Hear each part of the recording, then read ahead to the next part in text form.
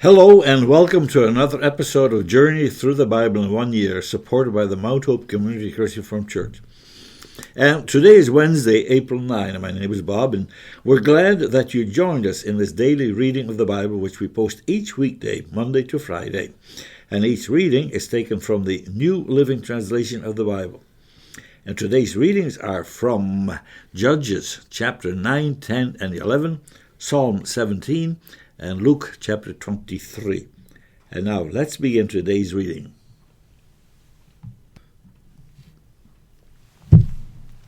Judges 9. One day Gideon's son Abimelech went to Shechem to visit his uncles, his mother's brothers. He said to them and to the rest of his mother's family, "Ask the leading citizens of Shechem whether they want to be ruled by all 70 of Gideon's sons or by one man. And remember that I am your own flesh and blood." So Abimelech's uncles gave his message to all the citizens of Shechem on his behalf. And after listening to this proposal, the people of Shechem decided in favor of Abimelech because he was their relative. They gave him 70 silver coins from the temple of Baal Berth, which he used to hire some reckless troublemakers who agreed to follow him. He went to his father's home at Ophrah, and there, on one stone, they killed all 70 of his half-brothers, the sons of Gideon. But the youngest brother, Jotham, escaped and hid. Then all the leading citizens of Shechem and Beth-Millah called a meeting under the oak beside the pillar at Shechem and made Abimelech their king. When Jotham heard about this, he climbed to the top of Mount Gerizim and shouted, "Listen to me, citizens of Shechem! Listen to me if you want God to listen to you. Once upon a time the trees decided to choose a king. First they said to the olive tree, 'Be our king.' But the olive tree refused, saying, 'Should I quit producing the olive oil that blesses both God and people, just to wave back and forth over the trees?' And then they said to the fig tree, 'You be our king.' But the fig tree also refused, saying, 'Should I quit producing my sweet fruit, just to wave back and forth over the trees?' Then they said to the grapevine, 'You be our king.'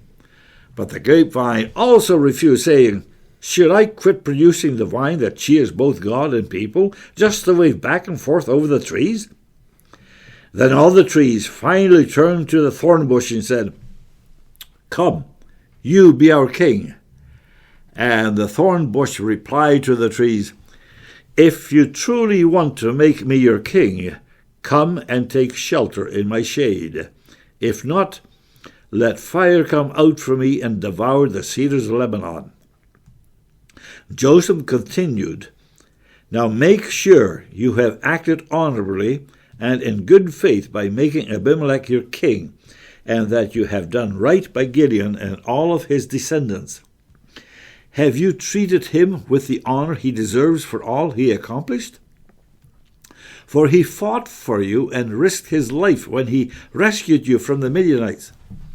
But today you have revolted against my father and his descendants, killing his 70 sons on one stone, and you have chosen his slave woman's son, Abimelech, to be your king, just because he is your relative. If you have acted honorably and in good faith toward Gideon and his descendants today, then may you find joy in Abimelech, and may he find joy in you. But if you have not acted in good faith, then may fire come out from Abimelech and devour the leading citizens of Shechem and Beth-Millah, and may fire come out from the citizens of Shechem and Beth-Millah and devour Abimelech." Then Jotham escaped and lived in Beer because he was afraid of his brother Abimelech. After Abimelech had ruled over Israel for 3 years, God sent a spirit that stirred up trouble between Abimelech and the leading citizens of Shechem, and they revolted. God was punishing Abimelech for murdering Gideon's 70 sons, and the citizens of Shechem for supporting him in this treachery of murdering his brothers. The citizens of Shechem set an ambush for Abimelech on the hilltops and robbed everyone who passed that way. But someone who warned Abimelech about the plot went. One day Gaal, son of Ebed, moved to Shechem with his brothers and gained the confidence of the leading citizens of Shechem. During the annual harvest festival at Shechem, held in the temple of the local god, the wine flowed freely, and everyone began cursing Abimelech. "Who is Abimelech?" Gaal shouted. "He's not a true son of Shechem, so why should we be his servants? He's merely the son of Gideon, and this Zebul is merely his deputy. Serve the true sons of Hamor, the founder of Shechem. Why should we serve Abimelech? If I were in charge here, I would get rid of Abimelech. I would say to him, 'Get some soldiers and come out and fight.'" But when Zebul, the leader of the city, heard what Gaal was saying, he was furious. He sent messengers to Abimelech in Arumah, telling him, "Gaal, son of Ebed, and his brothers have come to live in Shechem, and now they are inciting the city to rebel against you. Come by night with an army and hide out in the fields. In the morning, as soon as it is daylight, attack the city. When Gaal and those who are with him come out against you, you can do with them as you wish." So Abimelech and all his men went by night and split into 4 groups, stationing themselves around Shechem. Gaal was standing at the city gates when Abimelech and his army came out of hiding. When Gaal saw them, he said to Zebul, "Look, there are people coming down from the hilltops." Zebul replied, "It's just the shadows on the hills that look like men." But again Gaal said, "No, people are coming down from the hills, and another group is coming down the road past the diviner's oak." Then Zebul turned on him and asked, "Now where is that big mouth of yours? Was it you that said, 'Who is Abimelech, and why should we be his servants?'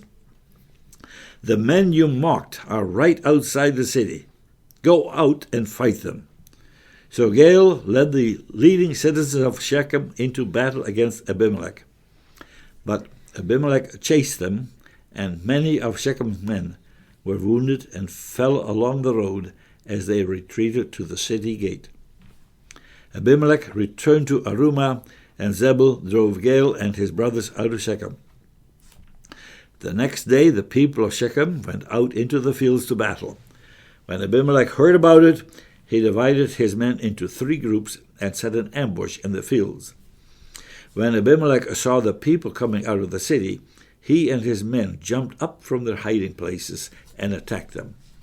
Abimelech and his group stormed the city gate to keep the men of Shechem from getting back in, while Abimelech's other 2 groups cut them down in the fields. The battle went on all day before Abimelech finally captured the city. He killed the people, leveled the city, and scattered salt all over the ground. When the leading citizens who lived in the tower of Shechem heard what had happened, they ran and hid in the temples of Baal-berith. Someone reported to Abimelech that the citizens had gathered in the temple, so he led his forces to Mount Zalmon.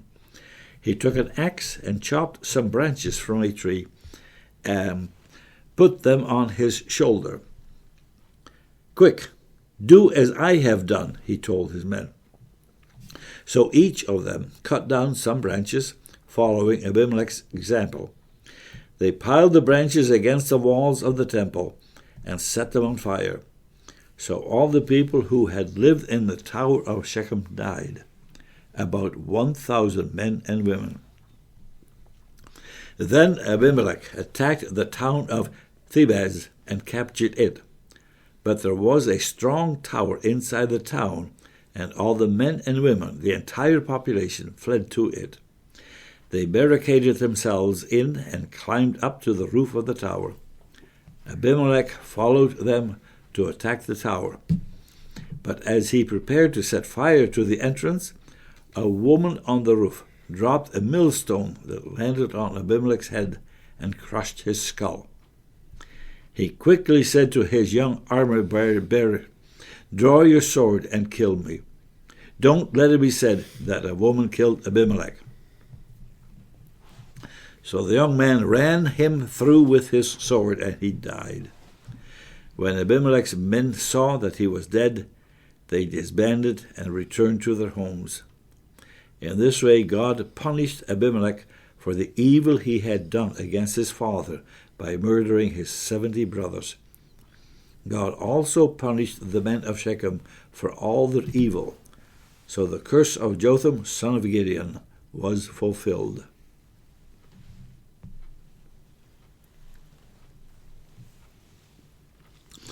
Judges 10. After Abimelech died, Tola, son of Puah, son of Dodo, was the next person to rescue Israel.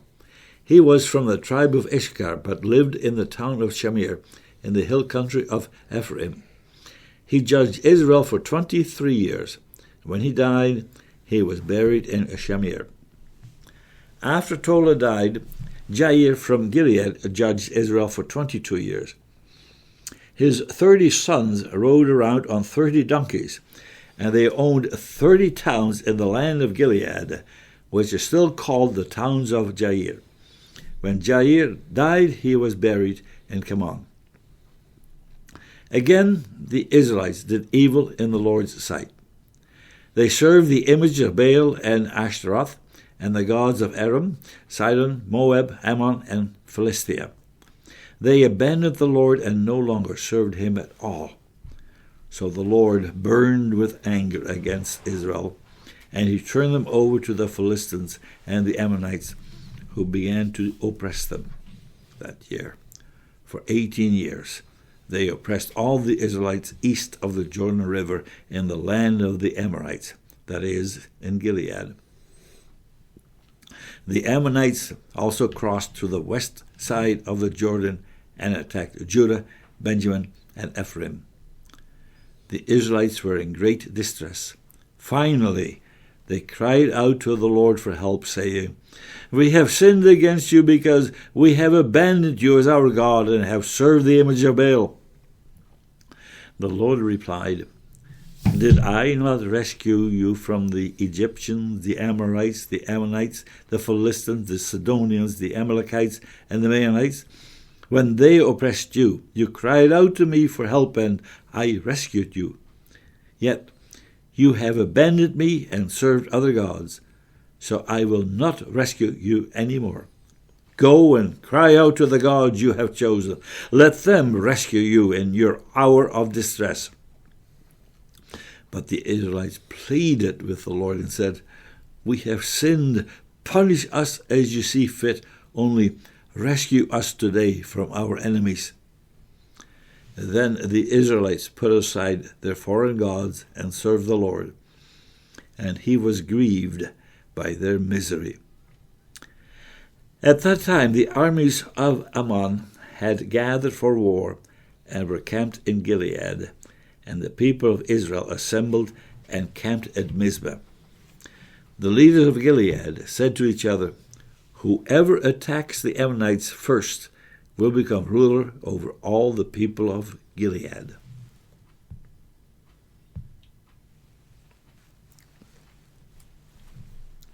Judges 11. Then Jephthah of Gilead was a great warrior. He was the son of Gilead, but his mother was a prostitute. Gilead's wife also had several sons, and when these half-brothers grew up, they chased Jephthah off the land. "You will not get any of our father's inheritance," they said, "for you are the son of a prostitute." So Jephthah fled from his brothers and lived in the land of Tob. Soon he had a band of worthless rebels following him. At about this time, the Ammonites began their war against Israel.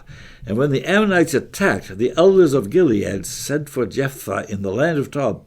The elders said, "Come and be our commander. Help us fight the Ammonites."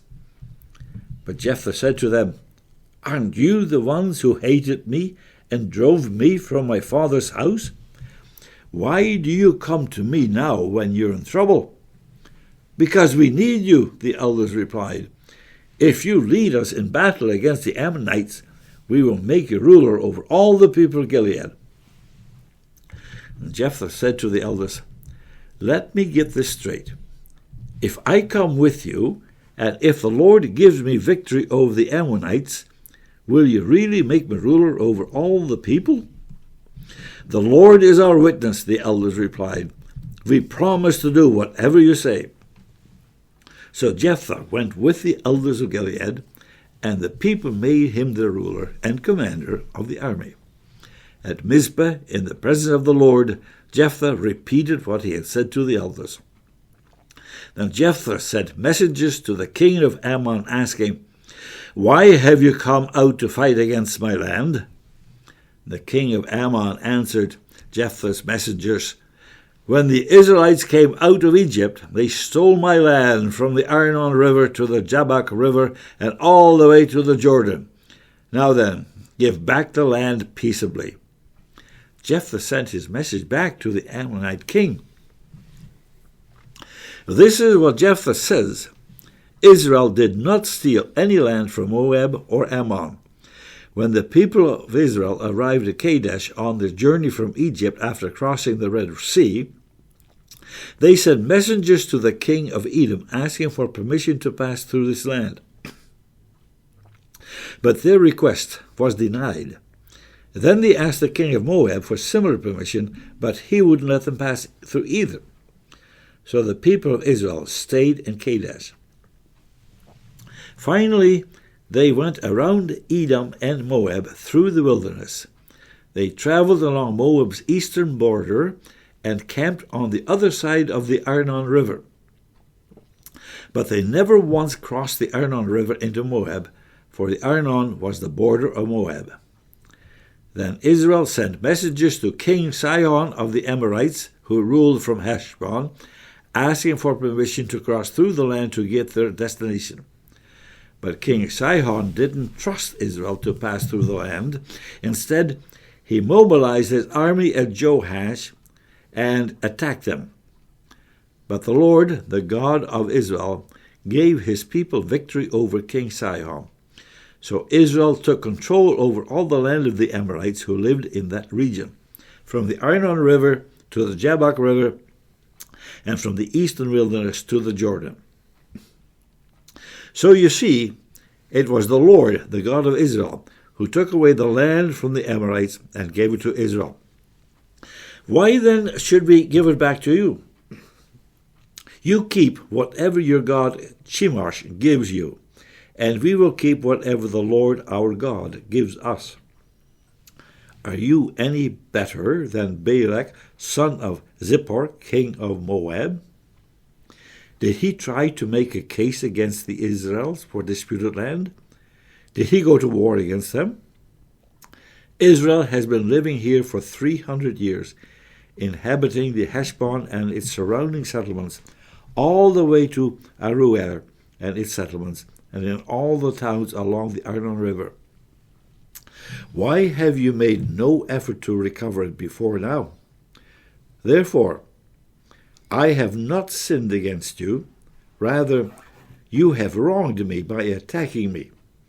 Let the Lord, who is king, decide today which of us is right, Israel or Ammon.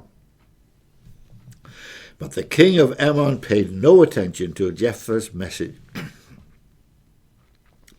At that time, the Spirit of the Lord came upon Jephthah, and he went throughout the land of Gilead and Manasseh, including Mizpah in Gilead, and from there he led an army against the Ammonites. And Jephthah made a vow to the Lord. He said, "If you give me victory over the Ammonites, I will give to the Lord whatever comes out of my house to meet me when I return in triumph. I will sacrifice it as a burnt offering." But Jephthah led his army against the Ammonites, and the Lord gave him victory. He crushed the Ammonites, devastating about 20 towns from Aroer to an area near Mintheth and as far away as Abel-Keramim. In this way Israel defeated the Ammonites. When Jephthah returned home to Mizpah, his daughter came out to meet him, playing on a tambourine and dancing for joy. She was his one and only child. He had no other sons or daughters. When he saw her, he tore his clothes in anguish. "Oh, my daughter," he cried out, "you have completely destroyed me. You have brought disaster on me, for I have made a vow to the Lord, and I cannot take it back." And she said, "Father, if you have made a vow to the Lord, you must do to me what you have vowed, for the Lord has given you a great victory over your enemies, the Ammonites. But first, let me do this one thing. Let me go up and roam in the hills and weep with my friends for 2 months, because I will die a virgin." "You may go," Jephthah said, and he sent her away for 2 months. She and her friends went into the hills and wept because she would never have children. When she returned home, her father kept the vow he had made, and she died a virgin. So it has become a custom in Israel for young Israelite women to go away for 4 days each year to lament the fate of Jephthah's daughter.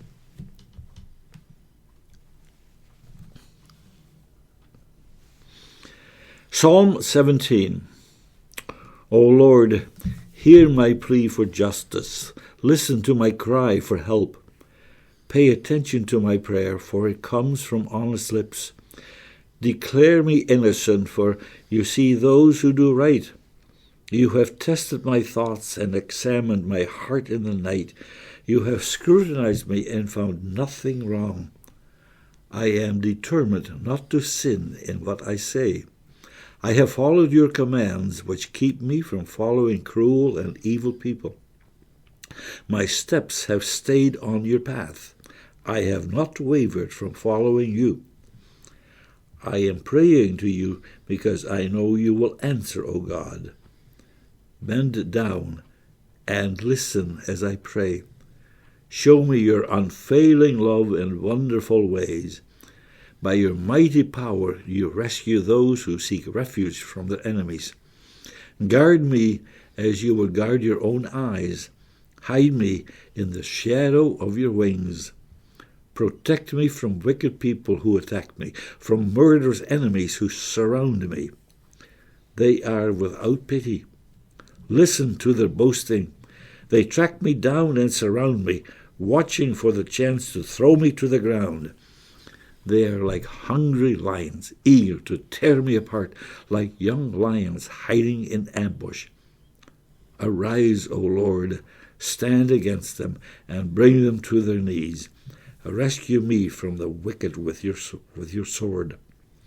By the power of your hand, O Lord, destroy those who look to this world for their reward. But satisfy the hunger of your treasured ones. May your children have plenty, leaving an inheritance for their descendants. Because I am righteous, I will see you. When I awake, I will see you face to face and be satisfied. Luke 23. And then the entire council took Jesus to Pilate, the Roman governor. They began to state their case. This man has been leading our people astray by telling them not to pay their taxes to the Roman government and by claiming he is the Messiah, a king. So Pilate asked him, "Are you the king of the Jews?" Jesus replied, "You have said it." People turned to the leading priests and to the crowd and said, "I find nothing wrong with this man." Then they became insistent. But he is causing riots by his teaching wherever he goes, all over Judea, from Galilee to Jerusalem." "Oh, is he a Galilean?" Pilate asked. When they said that he was, Pilate sent him to Herod Antipas, because Galilee was under Herod's jurisdiction, and Herod happened to be in Jerusalem at the time. And Herod was delighted at the opportunity to see Jesus, because he had heard about him and had been hoping for a long time to see him perform a miracle. He asked Jesus questions after question, but Jesus refused to answer. Meanwhile, the leading priests and the teachers of religious law stood there, shouting their accusations. Then Herod and his soldiers began mocking and ridiculing Jesus. Finally, they put a royal robe on him and sent him back to Pilate. Herod and Pilate, who had been enemies before, became friends that day. Then Pilate called together the leading priests and other religious leaders along with the people, and he announced his verdict. "You brought this man to me, accusing him of leading a revolt. I have examined him thoroughly on this point in your presence and find him innocent." Herod came to the same conclusion and sent him back to us. "Nothing this man has done calls for the death penalty. So I will have him flogged, and then I will release him." Then a mighty roar rose from the crowd. With one voice they shouted, "Kill him and release Barabbas to us." Now Barabbas was in prison for taking part in an insurrection in Jerusalem against the government and for murder. Pilate argued with them because he wanted to release Jesus. But they kept shouting, "Crucify him! Crucify him!" For the third time he demanded, "Why? What crime has he committed? I have found no reason to sentence him to death. So I will have him flogged, and then I will release him." But the mob shouted louder and louder, demanding that Jesus be crucified, and their voices prevailed. So Pilate sentenced Jesus to die, as they demanded. As they had requested, he released Barabbas, the man imprisoned for insurrection and murder. But he returned Jesus over to them to do as they wished.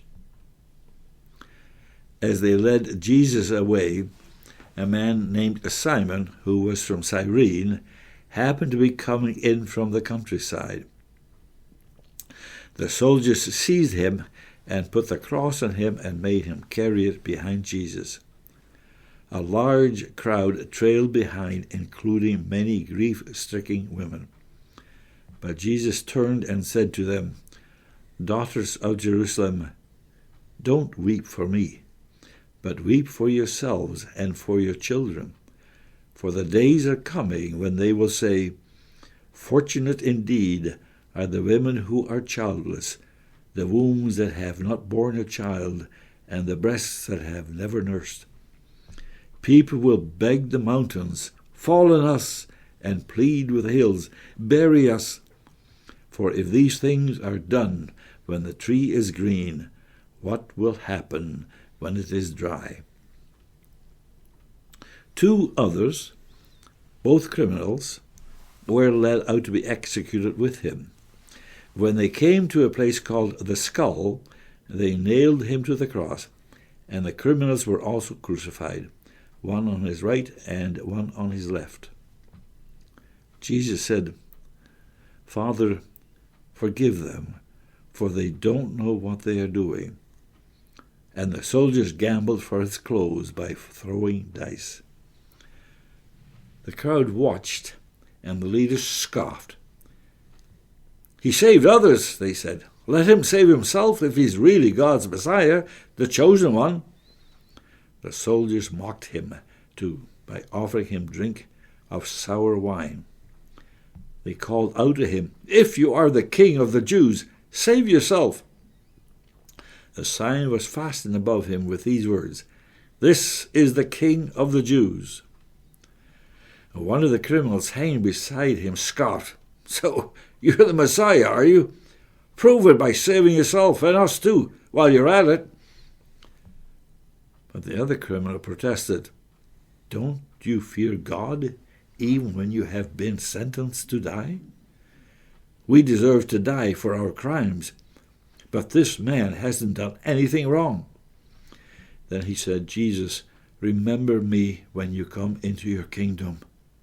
And Jesus replied, I assure you, today you will be with me in paradise. By this time it was about noon, and darkness fell across the whole land until 3 o'clock.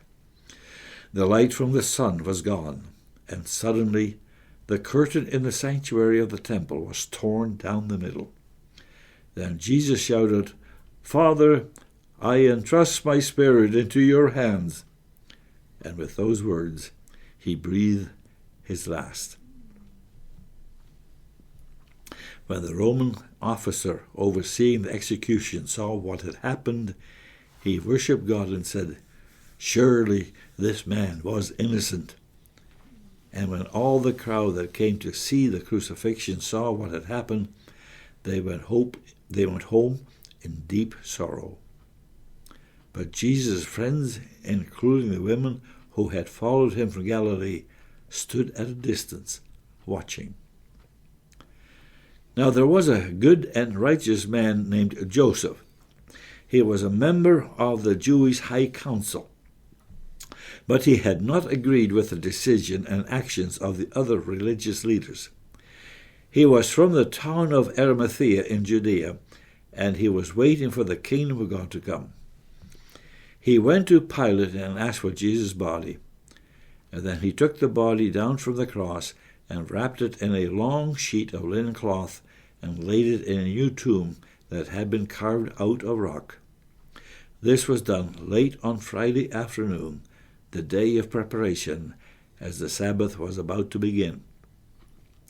As his body was taken away, the women from Galilee followed and saw the tomb where his body was placed. Then they went home and prepared spices and ointments to anoint his body. But by the time they were finished, the Sabbath had begun, so they rested as required by the law. And that is the end of today's reading. And Lord, bless today's reading of your word and bless us as we reflect upon the story of the Bible. Amen.